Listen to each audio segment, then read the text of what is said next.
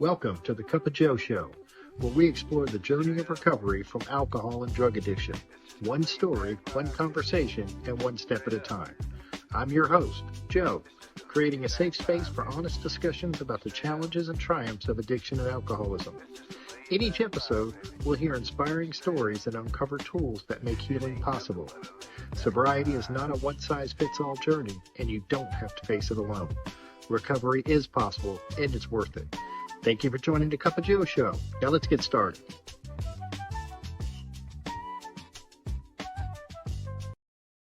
Hey, everybody. Welcome back to the Cup of Joe Show. I'm your host, Joe, of course, and I'm really excited about the guests that I have here today. It's my friend, Jimmy M. Jimmy's got over 3 decades of sobriety. Jimmy was been sober since August 24th, 1990, a remarkable milestone that speaks to the power of perseverance. Jimmy is married to the amazing Susie, who is also in recovery. So together they have made sobriety a shared path in their home. He's a proud stepfather to 3 daughters, a grandfather to 5, with 4 grandkids from his current marriage. At home, Jimmy has 2 cool cats to keep him and Susie company. And when it comes to hobby, I love what Jimmy says. When it comes to hobbies, he says, doing the best he can to help the ones nobody wants. So I'm really looking forward to hearing Jimmy's story. Grab a cup of coffee, settle in, let's get into it. How you doing today, Jimmy? Hey, Joe. Thanks for having me. I'm doing fantastic. I'm grateful to be here today. I'm glad that you're here. Yeah, go ahead. So, Joe, I'll get right into it. Joe, I was born and raised in Michigan, and 2 parents. I've got 1 older sister, and grew up in a just an average home. Neither one of my parents drank alcohol. Go to Sunday school. All those things, regular school, all of those sort of things. I never, it's nothing I had planned to ever end up in AA or to become an alcoholic. It's nothing that I thought would ever even happen to me. As a kid, I didn't even think of those things. I didn't know what it was. My conception, like anybody in the program now, is, we think it's one way and then it's another. First time I took a drink, and I really got the effect.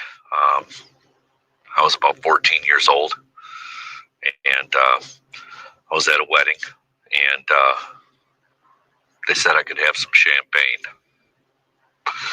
And I liked it. And, a couple years later, I got a driver's license, and I'm in high school. And a couple of the guys, they're like, hey, they knew I had a vehicle. They wanted to know if I wanted to go out drinking. And, there it began. And we went out drinking, and, it was on. It was on. There was no turning back. And I loved what I found in that drink. It was amazing. I, did all the amazing things. That's why we used it. That's why we drank it. Did it for the effect. And I certainly never, ever thought it would take me the places that it took me. I never really, I never had any idea that I would end up. I didn't know what blackouts were. I had no idea what blackouts were. They I learned about that in AA, and I didn't know I was a blackout drinker. I just all these things that all the preparation to end up into the club, the cost, and I don't necessarily mean the financial cost. It was the cost of my own for lack of a better way to say it, my own soul. And everything that I gave up that had any value, the principles, the values, the morals, all these things that were passed away. Just absolute mess, Joe. Yeah.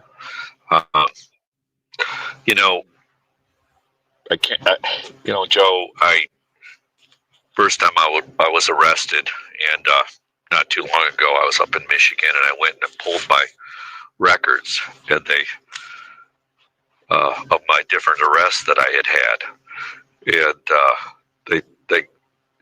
they knew what it was for. I explained to them what it was for, but here I get all these charges. Here it comes. The old, urinating in public, drunk and disorderly. Fleeing and eluding police, reckless driving, public intoxication, just all the good stuff that goes along with it. But I didn't. I honestly, at that time of my life, I thought, hey, this is just, I've still got control. I still have control over this. This is, control this thing, turn it around. It's not that bad. And I think, they talk about that in the book. They use words like delusional and that sort of thing with our thinking. In the AA program, they use all that stuff. And I would just dismiss it. Just a total inability to take responsibility for my own behavior, and a total irresponsibility to take responsibility for the path that I was on, and no regard to anybody else, what that was taken out of their life and what that was costing them. It just was just the at absolute. the time that said something to you? Was Joe, there anybody at that time that talked about it? Joe, I got out of high school and I went to work, and I did auto body and automotive collision, and I worked at the dealerships and worked at the independent body shops, and I was this, and that was my what I did.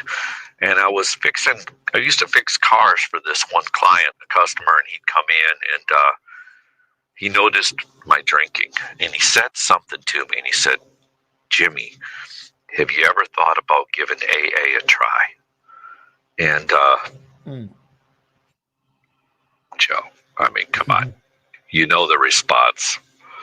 I don't need it. I don't need it. I'm not that bad. I mean, just, but it never went away. It was one of those things that when you hear it, you hear it. Yeah. Yeah. I think that was the seed that was set.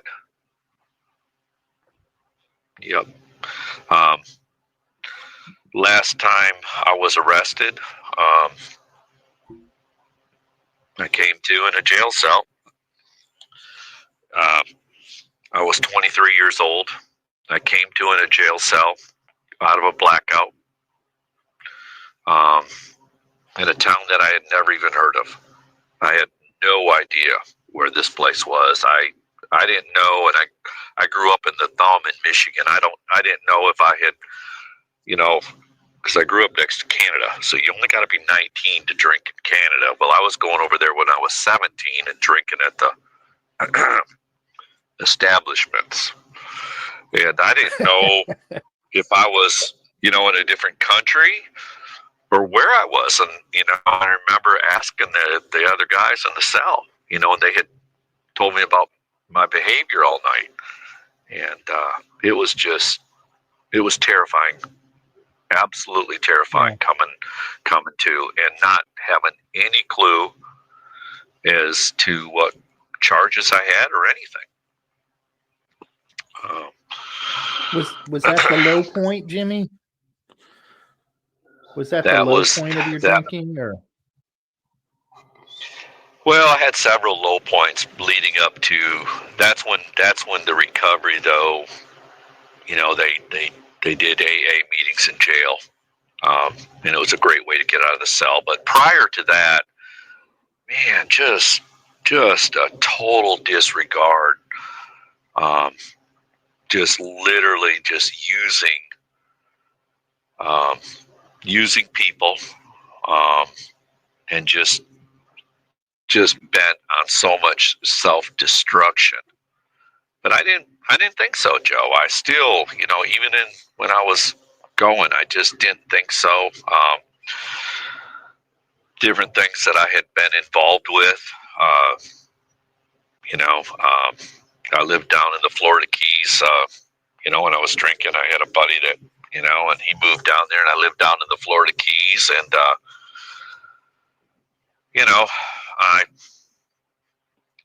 didn't know. I'm drinking and I'm using and I'm getting loaded, and that's what we did every single day.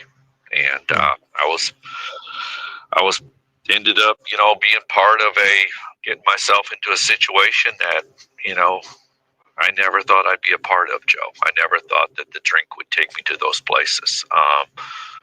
Just that low animal instinct way of just rock bottom, just hating myself and just at that point, just continuing to use, because that was the solution.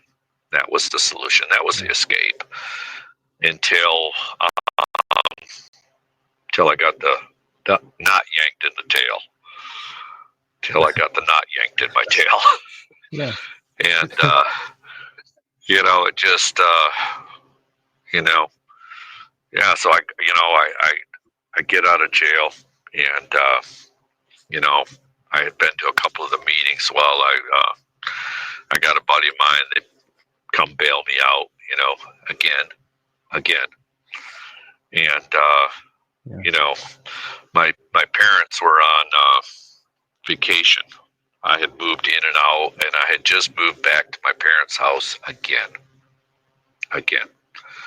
And they were on vacation, and they were in the Holy Land with their church. And, their son is, has, this long sling of charges one more time. That guy that had mentioned, Jimmy, have you ever tried AA? I heard those words in my head, and, I found out where they were having an AA meeting. And I went to my very first meeting on the outside, Joe. I go to this, the bad end of town, and I pull in the parking lot, and there's this guy on the other end of the parking lot, and he says, hey, he says, the coffee maker didn't show up. They're all meeting over at Pine Grove Park. And he goes, you're here for the meeting. You're here for AA, right? And I just kind of, at that point, I'm like, ducking my head, I'm like, I don't want anybody to hear that I'm going to AA, and nobody's around. That's the insanity, Joe, was nobody was around. And the self-centeredness at that point, I didn't realize just how self-centered I even was at that point. And I went to the meeting over at the park, and, it's this huge group of people, probably about 70, 80 people at the park, and they had been to the local gas stations and bought up all the to-go coffee, and they're, arguing, and obviously people are having relationship problems before the meeting, and lover squirrels, and, people are laughing and hugging each other, and I'm like, and they're arguing, and I'm thinking, what did I get myself into? And, they break off into these groups, and, they do these readings and this prayer, and I'm sitting at the table, and I was sitting at this picnic table, and it was, Joe, it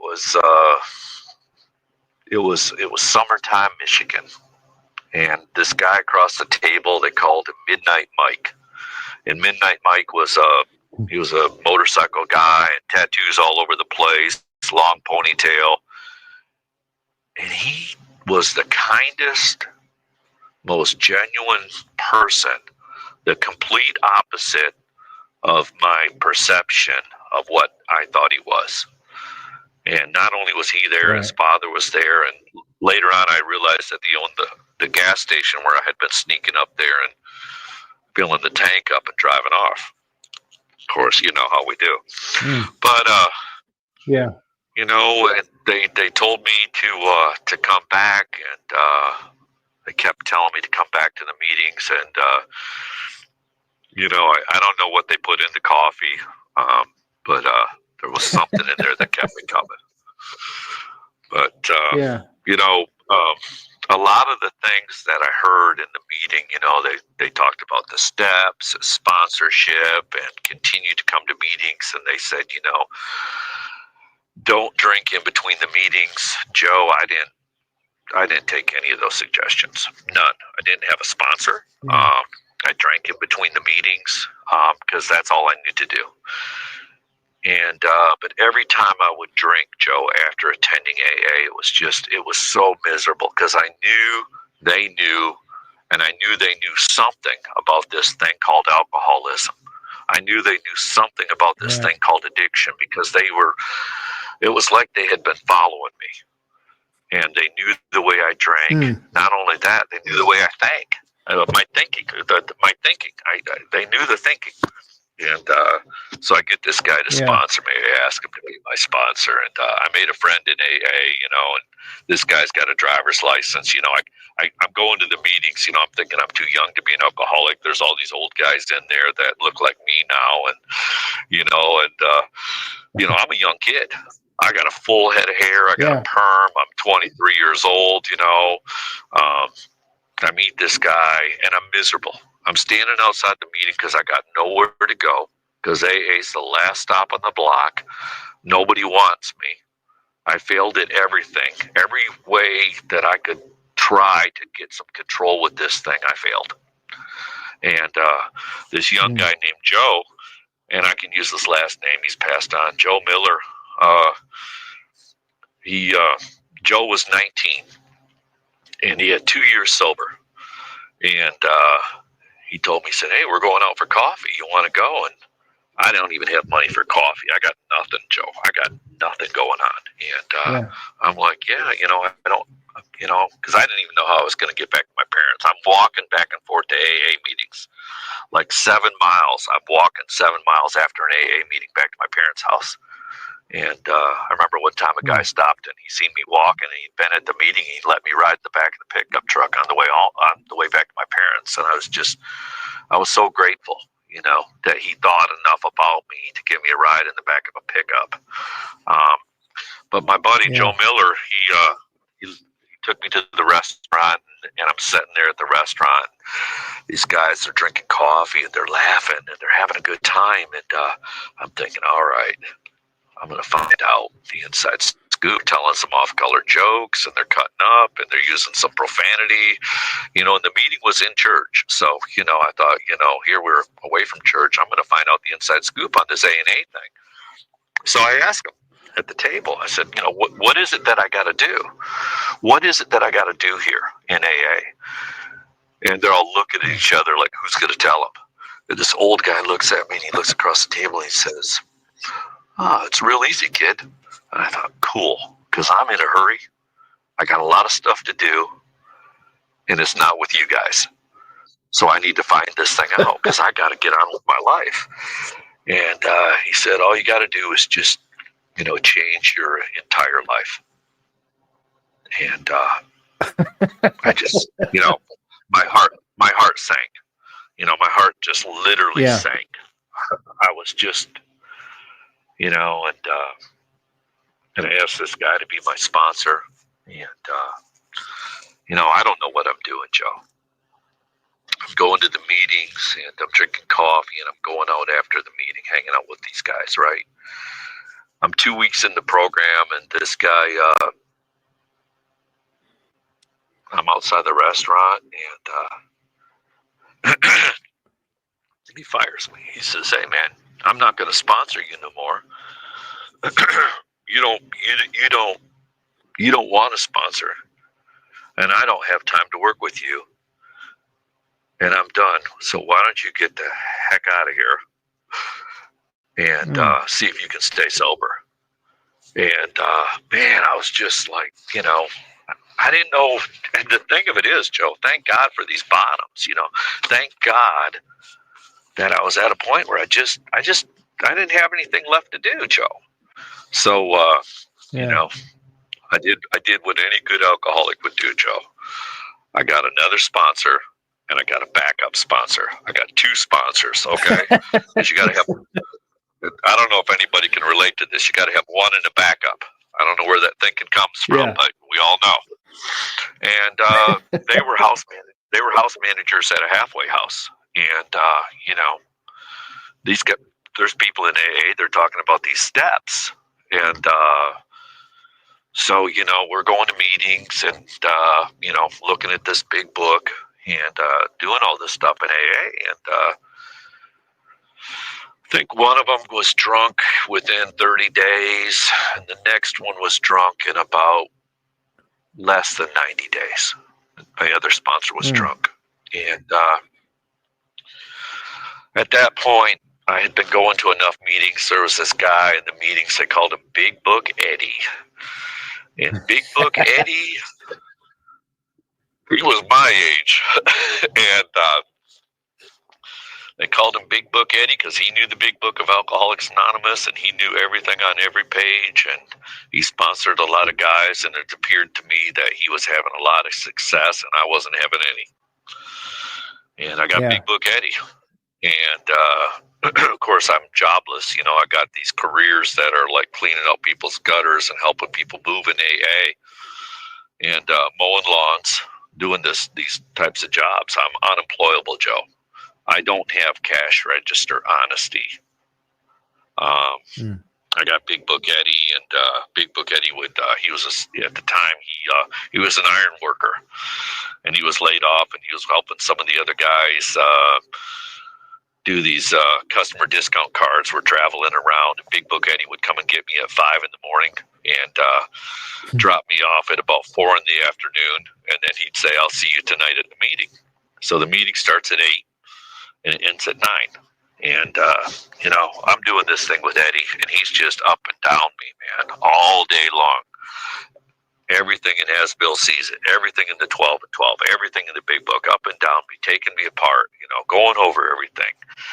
And, Joe, I got to this point where, I told him, I said, "Eddie, I need help."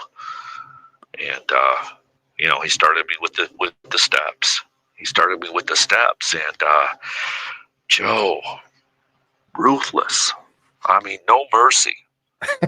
No mercy. Yeah. None. The guy was just tough, man. And, it's funny because some of the members that have passed on here not too long ago, they've said to me, they said, "Jimmy, you're old school AA." And I'm like, "Old school AA? Well, Jimmy, you're old school." And I don't know. Some days it's a compliment. Other days I think it's a curse. But Big Book Eddie, I found out where he lived, and we start going through the steps, and he's drilling me on the steps, and he's working me over and over, and that's what I start doing, and I'm putting the pen to the paper. And I'm doing the inventories. Yeah. Did my 3rd step prayer with Big Book Eddie. I remember doing it. And he said, "All right." He goes, "Now we're going to go to work." And we, pen to paper. And you get a spiral notebook. And, all the examples in the big book, I am resentful at, just like recent events that we've talked about, Joe. Nothing's changed. Yeah. And I'm writing it all out, and Eddie's grooming me, and he's working me. Thorough inventory. He's hitting me with those words. And,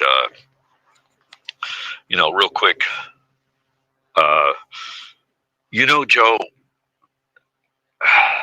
I don't know, the gift of desperation. I'm jobless. I'm sitting in a meeting, and this guy, he says, "Hey," he goes, "Jimmy, you said you mentioned you used to work at the auto body shops. One of my clients that I call on, he's looking for a guy." So I find out where it is. He tells me, and I go to my sponsor. Got to tell the sponsor everything, and my sponsor says, "Okay, you know where it is?" I'm like, "Yeah." So he goes, "Okay." He goes, "Go there tomorrow, and I'll see you tomorrow. I'll see you tomorrow night right here at the meeting." So that night, my sponsor comes up to me and says, "So how'd work go today?" And I'm like, "What are you talking about?" I went there and I put in an application. They said they're not really sure if they're going to hire. And he says, "Okay." He goes, "This is how this is going to work." He goes, "What time do they open?" I said 8. He goes, "What time do they close?" I said 5. He goes, "So you're going to get there about 7:45. You're going to pack a lunch." And I'm driving without a driver's license, Joe. I still don't have my license, And he goes, "You're going to get there at 8. I said, "Eddie, I don't have the job." He's, "Hold on. You're not listening, kid. You're going to get there, and you're going to go in there, and you're going to tell them you're going to work all day for free." He goes, "I don't want you to break anything. I don't want you to steal nothing. And at the end of the day, you leave and ask if you can come back tomorrow." And I tell him I can't do that. And he goes, "You got nothing else going, and that's what you're going to do. I'll see you tomorrow night. I got other guys to work with." And he just walks away that fast. And, so I did what my sponsor told me to do. That's exactly what I did. And I did that at that place. And they're still in business. They're Bayview Collision in New Baltimore, Michigan. They're still in business. And when I'm up in Port Huron, I always stop in and see my old bosses. And I was up there a couple years ago and went in with my wife. And one of my bosses, they said, "Is he still sober?" And she goes, "Yeah." I worked for free for like almost a month.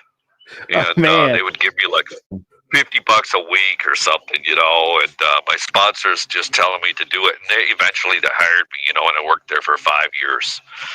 And, wow. They trusted me, which was huge. I got to get the keys to the shop, and I had a great job. And my sponsor had everybody drove late model wrecks because I was, we worked and we built cars. Get these cars, we put them back together. And yeah.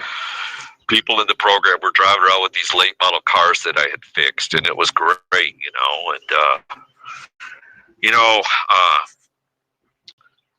Joe on the steps, share the fifth step, and, I sit down and I go over the step and go over the whole thing, one of the things Eddie mentioned to me, he said, "Look, kid, I'm going to tell you something. The 2 biggest forgotten steps in AA are steps 6 and 7. He goes, "I'm going to tell you right now, you're going to go to a lot of meetings if you ever stay sober. You're going to be in a lot of meetings. You're not going to hear much on 6 and 7. And he was, and I paid a price for that later on in sobriety, and I still pay a price for that in my sobriety today with, not doing the steps, Joe. It's easy to let up on the spiritual part of the program. It's so easy to let up on this stuff. I don't know what it's like for you, but I can tell you what it's like for me in sobriety. And as a young man, and that's one of the things. I was on the phone with Scottish George today. You spend the first 10 years of your sobriety getting in debt, spending money you don't have to impress people that really don't care. And then you spend the next 10 years of your sobriety trying to figure out, how do I pay this off? And, just the arrogance and the ego and lack of 6 and 7. Just trying to prove myself to everybody and trying to prove things to myself. Trying to fill that hole, that inside hole with outside stuff. You hear it called retail recovery. Retail recovery, it don't work. Hasn't worked for me, but I'm guilty. I'm still, I'm just a bozo on the bus here. So, I thought it was a quick, slam dunk. Not so, Joe. Not so. Yeah. Wasn't until decades later when I really got into some things in my personal life. I got married. I was 9 years sober. I married my first wife. We made it about 11 years. Yeah. We had a beautiful home. Moved out to Arizona. Had a beautiful home up at the base of the Superstition Mountains, and I had everything. I had everything on the outside that you could think of, man. You'd pull up and lived in an elite neighborhood, just beautiful. Had everything going, Joe. I'm making money like there's no tomorrow.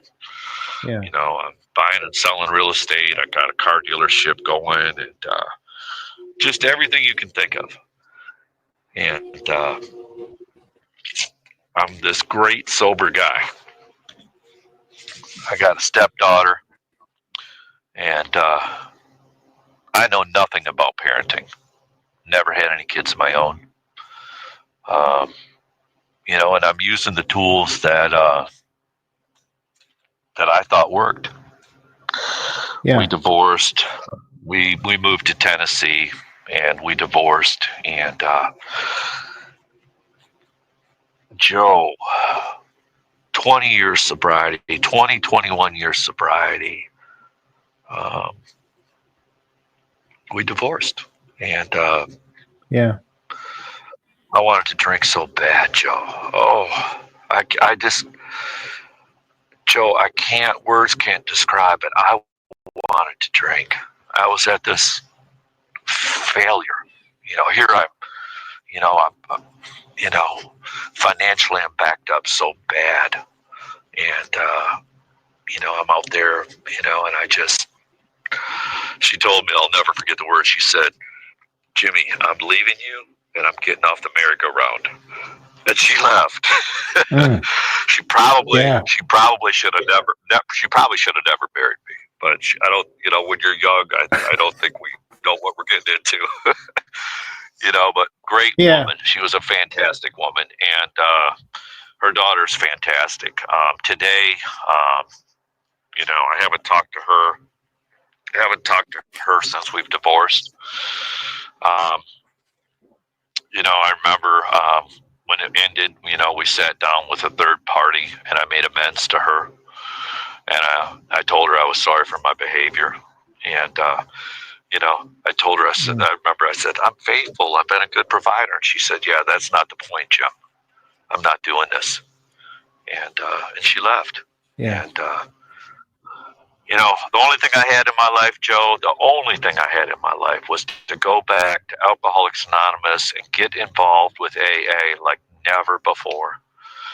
Inventory, notebooks, writing, living by myself up on the hill on the backside of this farm, and I still live here today. And writing down inventory,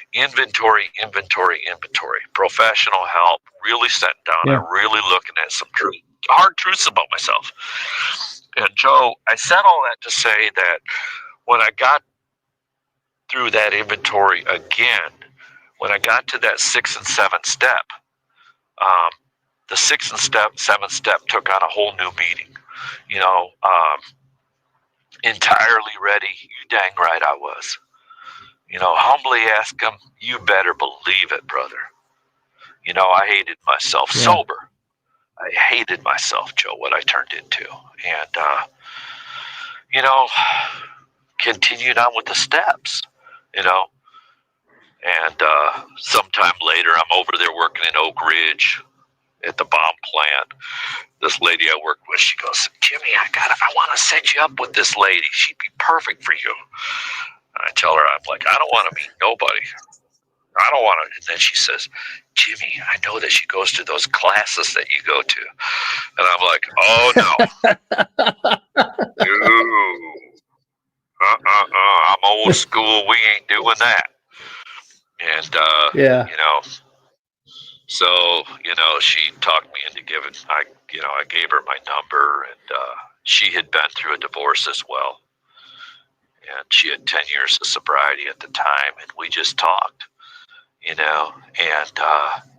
it wasn't about, I think the thing is this, relationships and getting to know somebody. It wasn't about, and I'll just speak frankly, Joe, it wasn't about jumping into somebody, I said it right the first time, but getting involved with somebody on a physical level.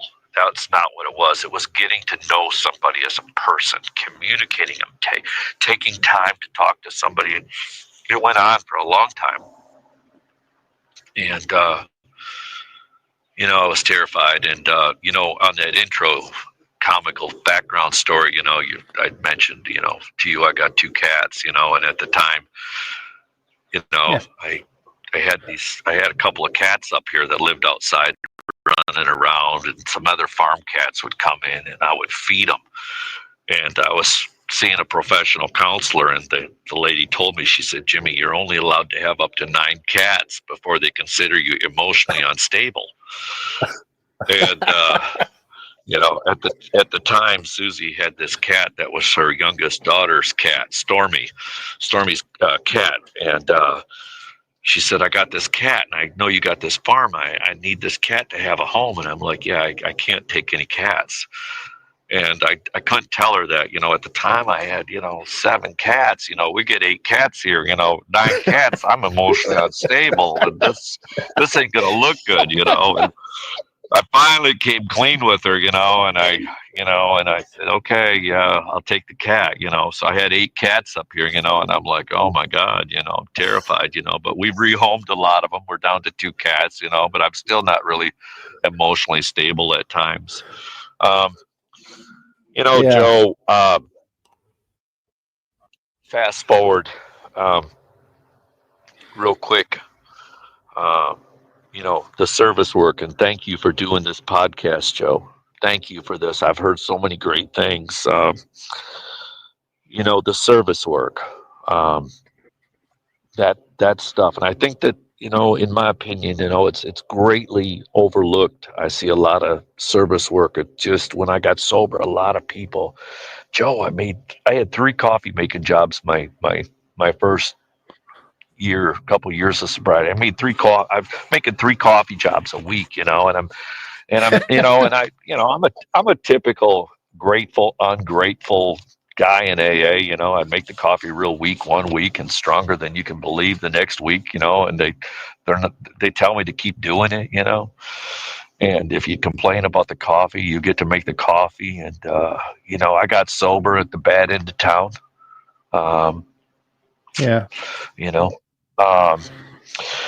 Susie and I met her. She was opening a treatment center over in Oak Ridge. She was working on this treatment center, and recovery was such a big deal to her, and they called it Miracles, and she put everything she had into that center. And God, Joe, I'm married up. I'm going to tell you right now, this girl is amazing.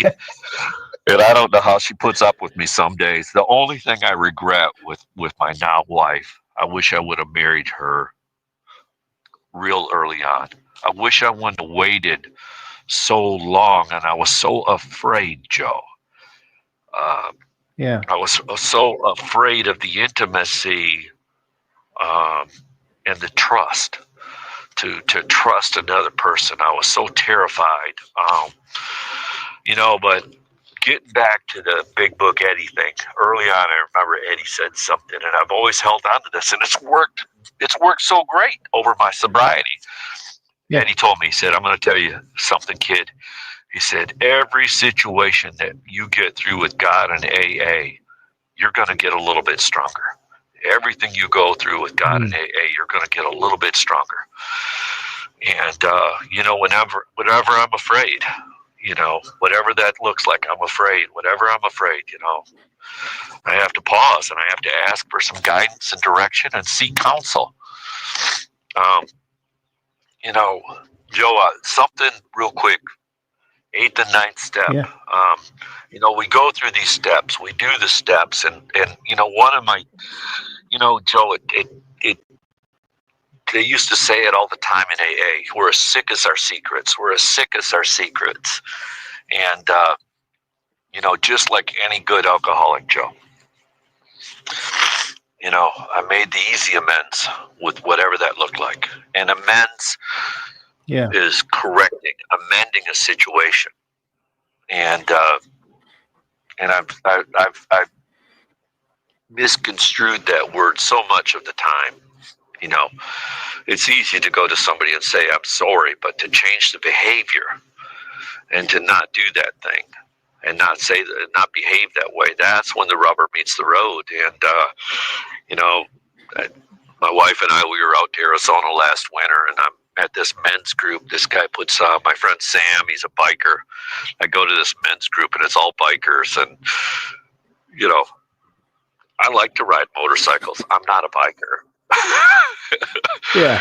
And these guys, we go through the steps. Sam, every Wednesday, we all meet at Sam's house, and he puts on something in the crock pot. He feeds us, and we go through the steps. And he takes you through the steps, and you go through the steps, and you keep going through the steps, and you go through the steps. The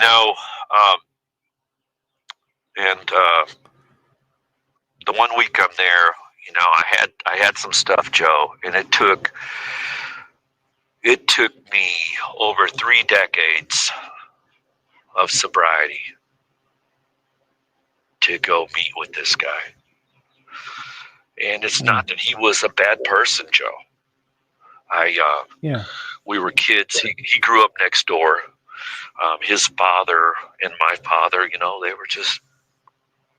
they were just doing the best that they could with what they had at the time. I don't know what it was like for those men as childs. I don't know what it was like for my dad as a kid. I knew he had a hard time, and he wanted to really correct a lot of things so that we wouldn't have to deal with that. And I've so much done a lot of that myself, trying to correct my childhood through other people and kids and these sort of things. And I thought of this guy that grew up next door, and I thought of Jay, and he was, I don't know, about 4 years younger than me, 3 years younger than me, and we were kids. We used to play and hang out, and his dad would, he would say a lot of things.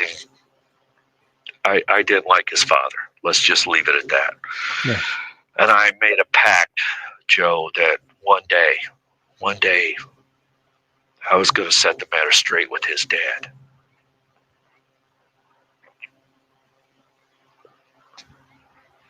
And I started thinking, I'm out there at Sam's, and I'm with these bikers, and they're talking about stuff, and thinking about, how I used to bully Jay, and how I would treat him as a kid, and how I would bully him and treat him with an attitude of indifference, and I would belittle him. Joe, this was long before I picked up a drink. This was long before alcohol was even in the picture. And, I talked to my sponsor about it. I went over these things with my sponsor, and I had it all down on paper. And,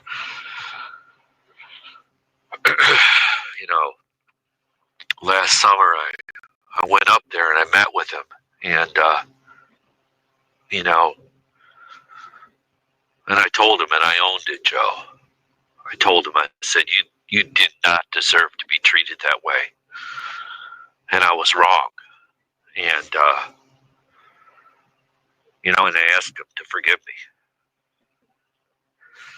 me. And the guy, he's looking at me and he says, I know what this is about. And he said, I do forgive you. And I said, okay. He said, Jimmy, I got 20 years of recovery. And he's, he's in NA. 20 years clean and sober in NA, and we're looking at each other, and we're both in the program, and we're just like, wow. And, I asked him where his dad, I talked to him about his dad, and he told me where his father was buried. And when I left there, I went out to the cemetery, and I walked the whole cemetery, and I found his dad's headstone. And I talked to him for a long time about it, and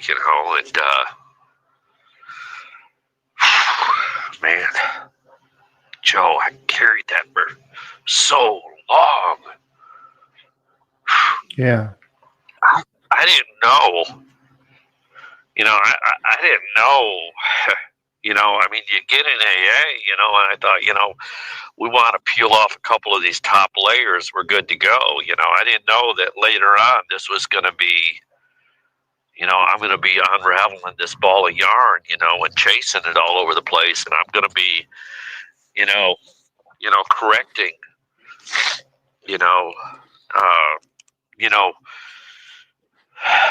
all these things, you get into this 10th step, the key word at the 10th step, you go to the meetings, they say, the key word in the 10th step is when you're wrong, you promptly admit it, and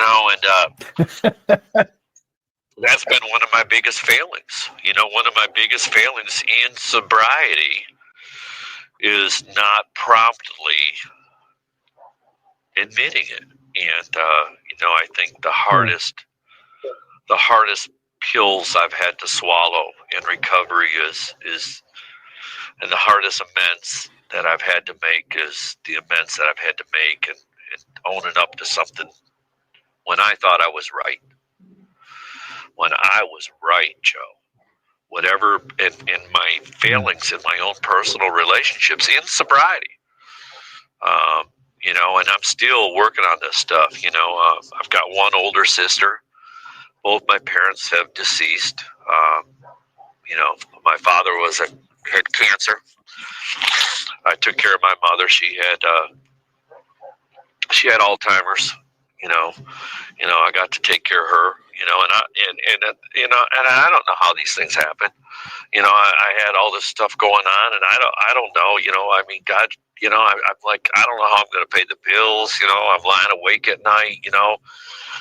I don't know how this is going to work. And I'm going to this AA, and the guys keep saying the same things over and over. And I don't know how I'm going to get through these situations. And it's so big and it's so overwhelming. And they tell me, you got to do the next right thing. And it's just, I don't want to hear it no more. And the sponsor's telling me this stuff over and over, and I don't want to hear it no more. And I, my now sponsor that I got, my friend Joe Miller, he passed. He had 10 years of sobriety. When I came in, he was 19, 2 years sober. He died. 10 years sober, he picked up a drink. Joe picked up a drink at 10 years. Wow. I watched him. And for the next 10 years, in and out of treatment centers, in and out of jails, kept doing all that stuff that we do. And till it didn't work no more, and he passed. And and I loved him. That's one of the first real people I loved in Alcoholics Anonymous. He was my friend.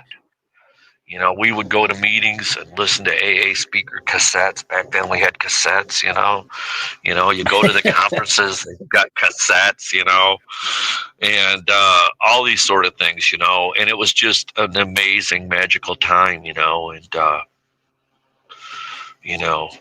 this 11th step and, the prayer and the meditation, the prayer asking God, and the meditation listening. That's the hard part for me.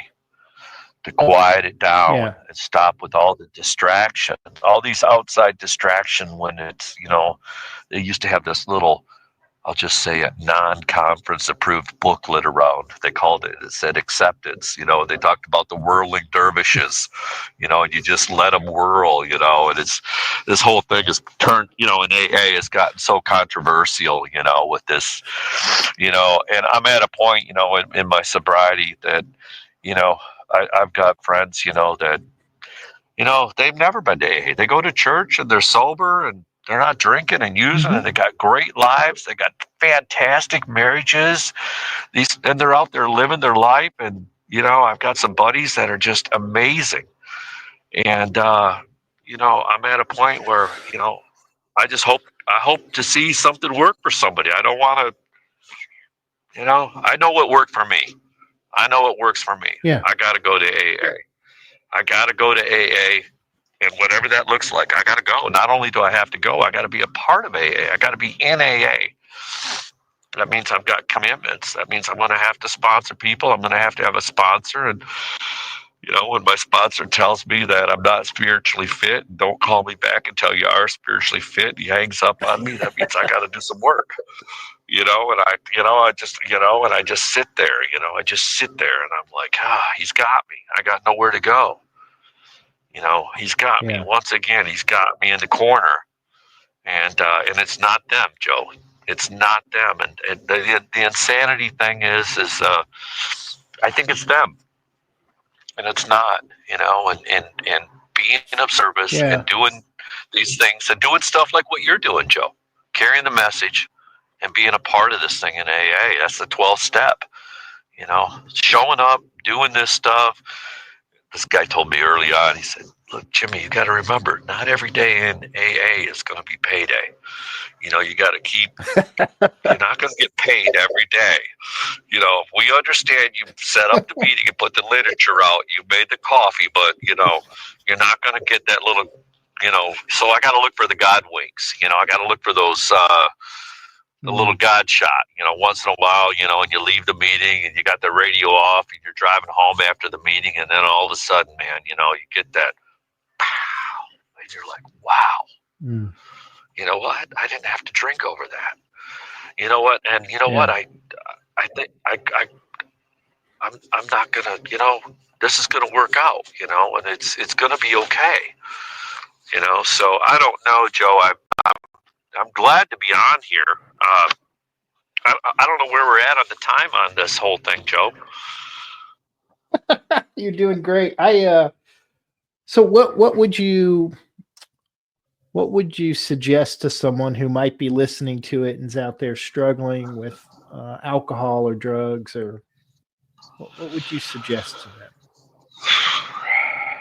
I can tell you what worked for me. They told me, don't quit before the miracle happens. And when I say that, it's so hard for me to not get emotional.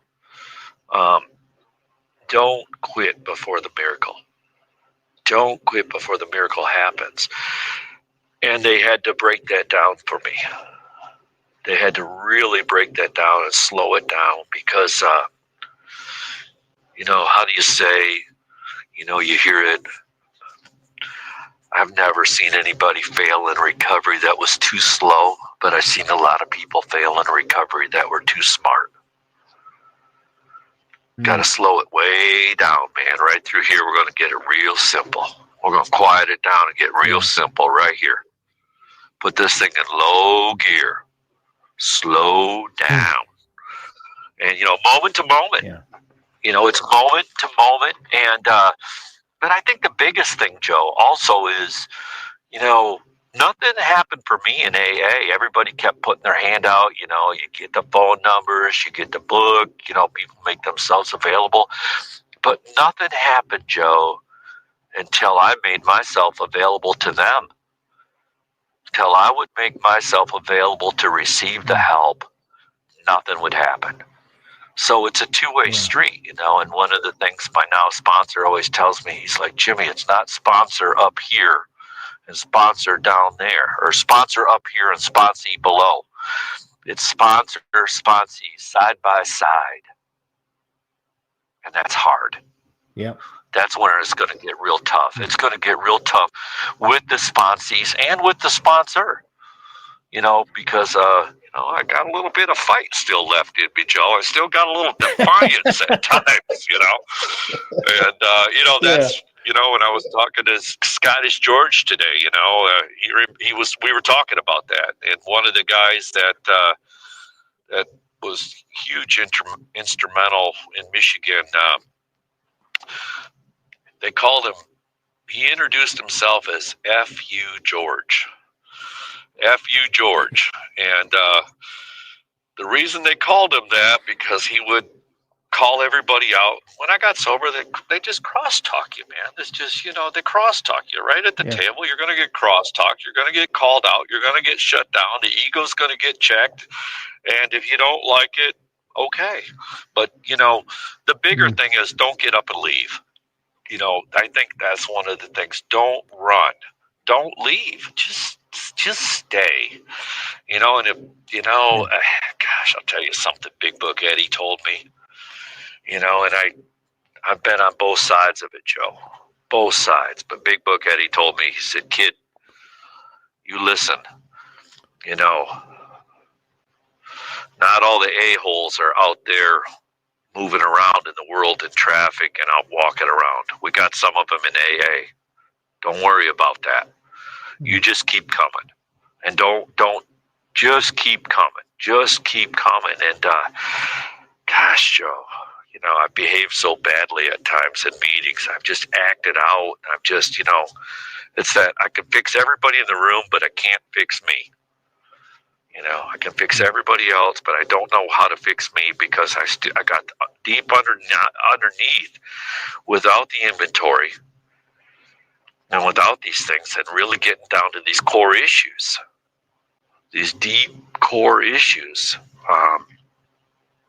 dead in the water. So it's constantly peeling.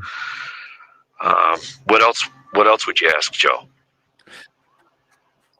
So is there any? Well, I'll ask you. Is there anything else you would like to share with before we move on to my rapid fire questions, Jimmy? Joe, just no. I you know what? I'm just a bozo on the bus here. I'm just a bozo on the bus, and most days I'm probably on the short bus. And I that just means that I'm a little slow at things. People I just I sit in meetings and I listen and I'm like, I don't get it. And I'm on my way home and I'm talking to the sponsor and he's like, you don't even know where this is in the book, do you? And then he. And we got to go back to the book, back to that again, back to the book. What's the book say? Well, where's this in the book? Where's that in the book? And, God, it's just, and I was a big book thumper. The people that know me today, they don't know what I was like, probably the first 13 years of my sobriety. I'm this real hardcore big book guy. Big book thumper, real hardcore. I take people apart in the meetings and just this arrogant.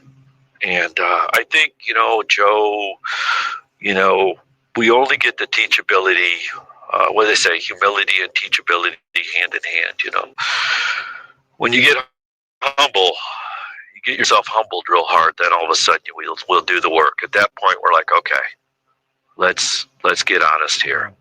Let's get honest. And you know what? I don't know what I'm doing. You know what? And I need help with this. And I don't know. And I think the thing of it is to be okay.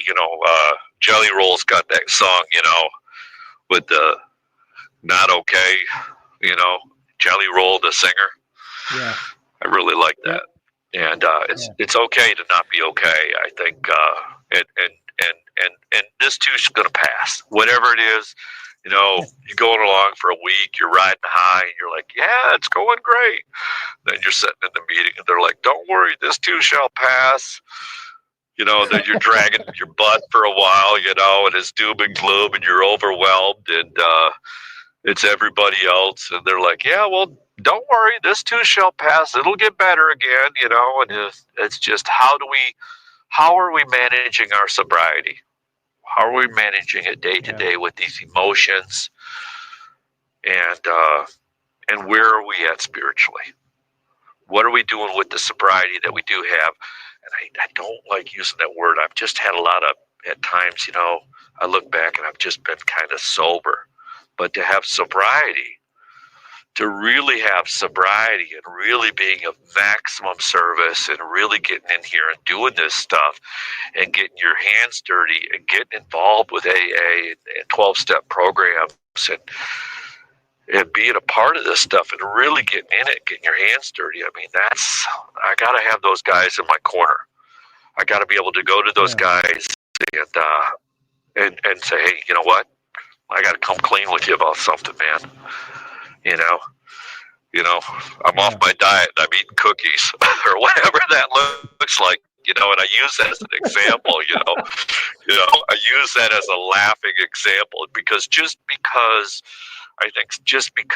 we're physical sober, that's one of the things, just because we have our physical sobriety, you hear a lot in the meetings, emotional sobriety, mental sobriety, all of these things, there's so much work to because it's a fine line, it's a fine line, I mean, men, we're visionary. We see things, shiny cupcakes behind the glass counter, new cars on showroom floors, whatever that looks like. Yeah. Well, I really appreciate you, Jimmy. I appreciate you sharing your story, your experience, your strength, your hope. But I can't let you go before I do my rapid fire questions for you, buddy. Are you ready? Go ahead. All right. What is your favorite recovery slogan? Easy does it.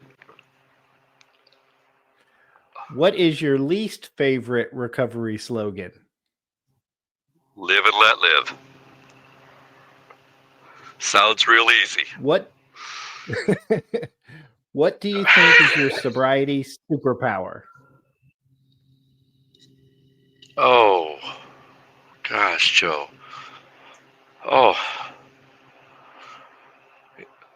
the higher powers been there all along.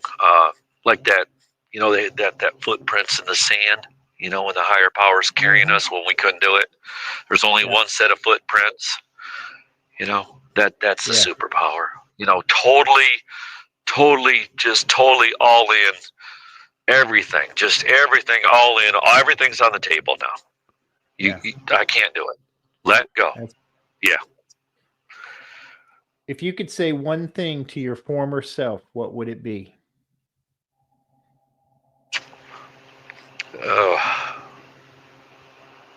Give yourself a chance.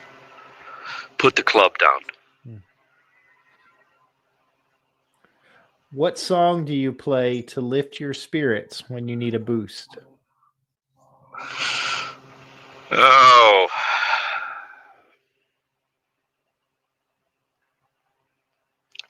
Well, I like Santana, Winning.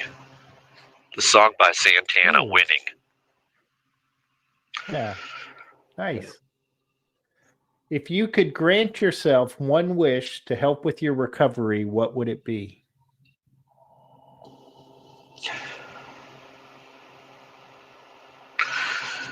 Joe, if I could get one wish, man, well, that's not too hard. Tolerance, Joe. Tolerance. Keep my mouth shut. Do you love the most? Oh, what step do I love the most?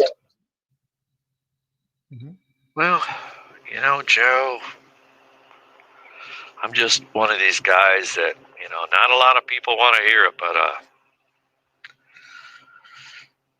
I like the first step, Joe. And, early on, there was this guy, they'd ask him, they'd say, what step are you working, Billy? What step are you working? He'd always tell him, he goes, I'm on the second half of the first step. My life is still unmanageable. He died sober. He was a great guy. They called him Pancho. He was real wild. He used to flip tables over in AA meetings, man. He had a lot of anger, but man, I'll tell you, that guy saved my life. He saved my life, and he died sober, so. Can't beat that. What step do you love the least? Well, it's tough, Joe.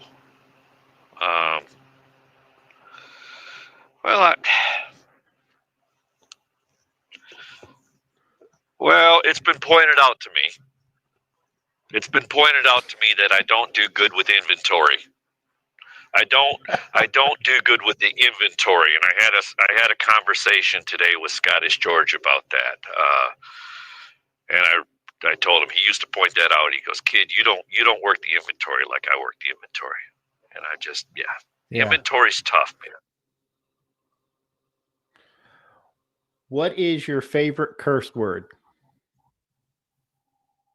Oh, come on, Joe.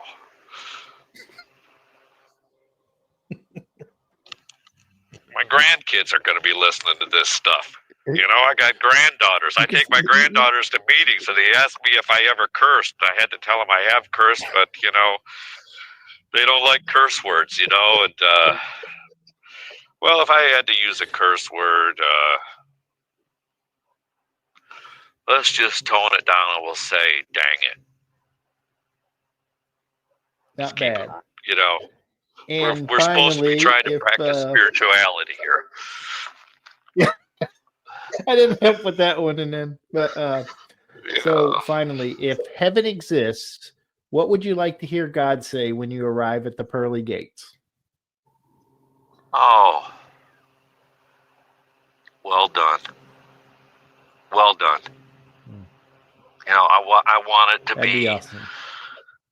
That would be great to know that, you know, I didn't live my whole life and I didn't live my whole sobriety for me.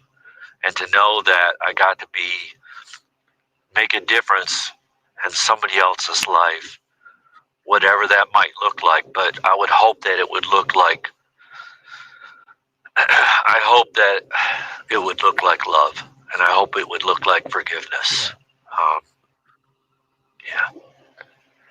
Yeah, that's pretty awesome, Jimmy. Thank you so much for coming on the podcast. Just as a reminder to everyone, a new episode is released every Thursday at noon. You can listen to the show on your favorite apps, Amazon Audio, Apple Podcasts, Podbean, Spotify, and others. Just search for The Cup of Joe Show. Don't forget the. And appreciate it if you'd like, subscribe, and share. Jimmy, thank you so much for joining me today. I really appreciate you and love you, brother. Love you, Joe. Thank you. It's just a laid-back vibe, baby. We hope you enjoyed today's experience, strength, and hope. We are so grateful you decided to join us. Please share this episode with someone who might need it. Also, don't forget to like and subscribe. Remember, no matter where you are in your recovery journey, you are not alone. Reach up and reach out to someone. Please do not suffer in silence. Until next time, let's take it 1 minute, 1 hour, and 1 day at a time. Thanks for listening to The Cup of Joe Show.